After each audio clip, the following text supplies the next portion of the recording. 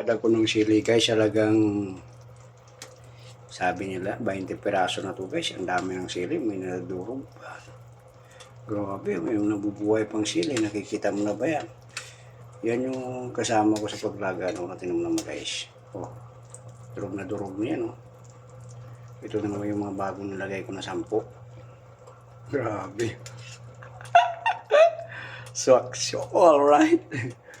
Dami ng sili, grabe. Sabi nila, real talk kay Boss Diwata. Masarap na yung sabaw ni Boss Diwata. Pero yung niluto na batang inapi, subukan no kaya tikman. Na bulalo na batang inapi. Kung gaano ka high power yung anghang sa niluto ko. Pagtikim mo pa lang, pag wala kang tubig. Sinasabi ko na.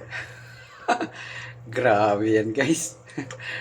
Kaya nang hindi makakalimutan sa niluto ko. Mas mahalaga pa daw yung sili kumpara mo sa karne. Wow, sana alright. Magaling talaga ako magluto guys. Grabe. Oh, tumulong mo aking bulalo. Tingnan mo yung mga patatas ko. Oh, diba guys? Oh, panurin mo yan. Nakikita mo na ba yan? Fresh yan. Kahit balat, kinakain yan. Oh, diba guys? Oh, thank you pala dyan sa mga viewers ko na hindi pa kami kumakain, hindi pa kami naglalunch. Hinantay yung aking bulalo kasi may 2 oras. Grabe guys. Oo. Mamaya ipapadala ko pa to sa bahay nila.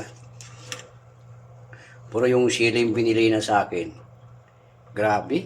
Halagang 1 kilo na daw. Sabi nga na guys, pag simot nyo pa ng luto ko, amoy sili na. Siling-sili pa daw, lasa na. Diba guys, oh, panurin mo. Grabe. Yummy. Bulalo, alright.